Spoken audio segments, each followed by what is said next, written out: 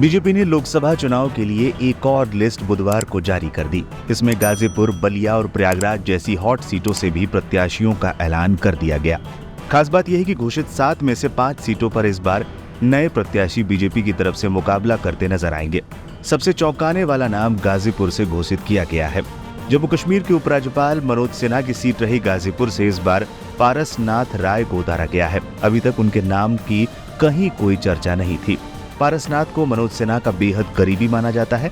मनोज सिन्हा के अब तक हुए सभी चुनाव में पारसनाथ ही पूरी जिम्मेदारी संभालते रहे हैं, चुनाव का संचालन करते रहे हैं।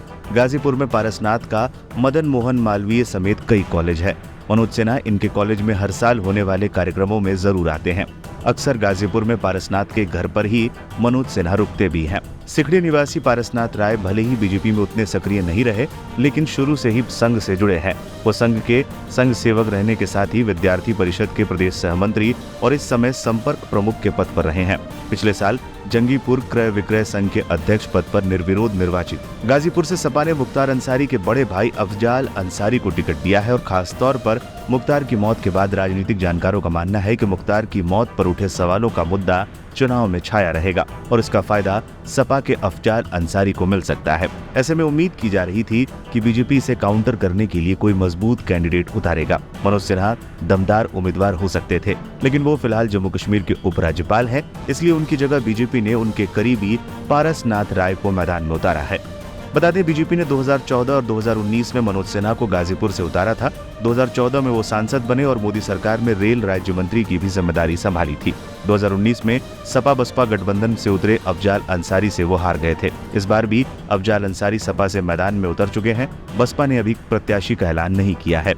फूलपुर से प्रवीण पटेल को उतारा। फूलपुर से केशरी देवी पटेल की जगह प्रवीण पटेल को टिकट दिया गया है। प्रवीण पटेल फूलपुर विधानसभा सीट से 2 बार विधायक रहे हैं। प्रवीण पटेल पहली बार 2007 में बसपा के टिकट पर फूलपुर विधानसभा क्षेत्र से विधायक चुने गए थे। 2017 के विधानसभा चुनाव से ठीक पहले प्रवीण पटेल ने बीजेपी का दामन थाम लिया था और पार्टी ने उन्हें फूलपुर से प्रत्याशी बनाया था। इलाहाबाद से रीता जोशी का टिकट कटा। इलाहाबाद से मौजूदा सांसद रीता बहुगुणा जोशी का टिकट काटकर पूर्व राज्यपाल और यूपी विधानसभा के स्पीकर रहे केशरीनाथ त्रिपाठी के बेटे नीरज त्रिपाठी को प्रत्याशी बनाया गया है। नीरज त्रिपाठी की पत्नी और केशरीनाथ त्रिपाठी की बहू कविता त्रिपाठी बीजेपी महिला मोर्चा में प्रदेश मंत्री हैं। बलिया से बीजेपी ने नीरज शेखर को उतारा। बीजेपी ने बलिया से भी अपना प्रत्याशी बदल दिया है। यहां से पूर्व प्रधानमंत्री चंद्रशेखर के बेटे नीरज शेखर को उतारा गया है। नीरज शेखर बीजेपी से राज्यसभा सांसद भी हैं। वैसे नीरज शेखर बलिया से 2 बार सांसद बन चुके हैं। साल 2019 में वो समाजवादी पार्टी की सदस्यता छोड़कर भारतीय जनता पार्टी में शामिल हो गए थे। डिम्पल के खिलाफ योगी के मंत्री जयवीर पर दांव। बीजेपी ने सपा के गढ़ मैनपुरी में भी प्रत्याशी बदल दिया है। यहां से योगी सरकार में पर्यटन एवं संस्कृति मंत्री जयवीर सिंह को प्रत्याशी बनाया गया है। 1996 के बाद से इस सीट पर सपा के प्रत्याशी अजय रहे हैं। 2014 और 2019 के मोदी लहर वाले चुनाव में भी बीजेपी इस सीट को नहीं जीत पाई थी। मुलायम के निधन के बाद 2022 में हुए उपचुनाव में भी सपा मुखिया की पत्नी डिम्पल यादव सांसद बनी थी। सपा ने इस बार फिर से डिम्पल को ही प्रत्याशी बनाया है। जयवीर सिंह मैनपुरी विधानसभा सीट से विधायक हैं। इसके अलावा कौशाम्बी से विनोद सोनकर को टिकट दिया गया है। मछली शहर से बीपी सरोज को बीजेपी ने टिकट दिया है।